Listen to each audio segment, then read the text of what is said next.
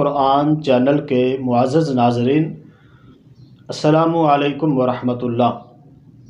کل رات وزیر اعظم پاکستان شہباز شریف اور ان کے ساتھ کچھ لوگ مسجد نبوی میں روضہ رسول صلی اللہ علیہ وآلہ وسلم کی حاضری کے لیے گئے اور ان کو دیکھ کر کچھ لوگوں نے وہاں پر نعرے بازی کی، چور چور کے نعرے لگائے۔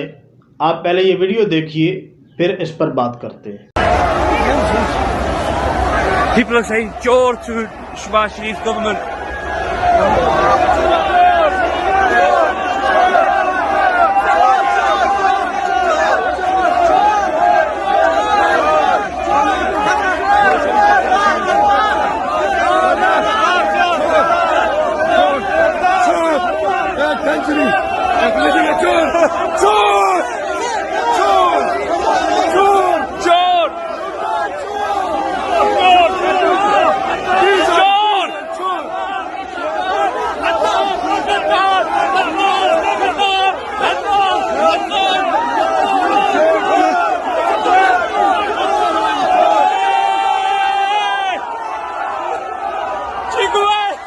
ناظرین، ویڈیو آپ نے دیکھی ہے۔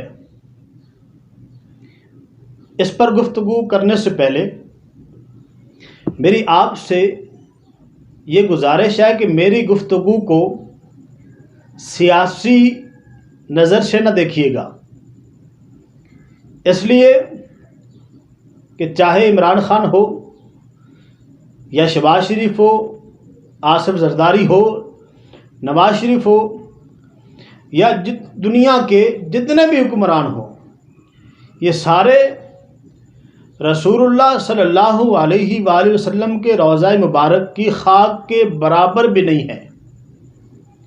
یہ مقام سیاست کا نہیں ہے، شفاعت کا ہے، ادب کا ہے۔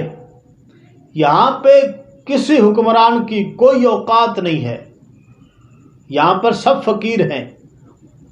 یہ وہ مقام ہے جہاں پر بلند آواز سے بات کرنا بھی بے ادبی ہے۔ کل رات وزیر اعظم شہباز شریف کی آمد پر جو نعرے بازی کی گئی مسجد نبوی کے اندر، وہ انتہائی افسوسناک اور شرمناک ہے۔ کوئی یہ نہ سمجھے کہ میں شہباز شریف کی حمایت میں بات کر رہا ہوں، بات شہباز شریف کی نہیں ہے، بات روضہ رسول صلی اللہ علیہ وآلہ وسلم کے تقدس کی ہے، مسجد نبوی کے احترام کی ہے۔ وہاں پر جو کچھ ہوا اس سے ہر عاشق رسول کا دل دکھا ہے، ہر عاشق رسول کو تکلیف ہوئی ہے۔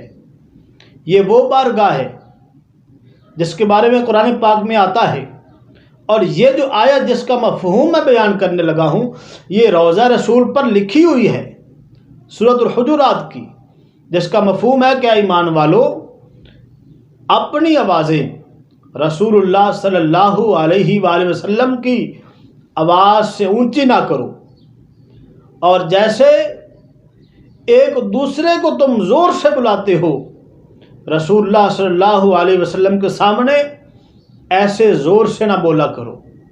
ایسا نہ ہو کہ تمہارے اعمال ضائع ہو جائے اور تمہیں خبر بھی نہ ہو۔ یہ تو وہ مقام ہے جہاں پر بلند آواز سے بات کرنا بھی بے ادبی ہے، نعرے لگانا تو بہت دور کی بات ہے۔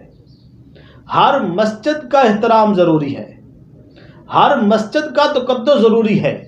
پھر رسول اللہ کی مسجد، پھر روضہ رسول کسی سیاسی جماعت کی حمایت میں نہیں کر رہا ہوں، بلکہ روضہ رسول کے تقدس کی بات کر رہا ہوں۔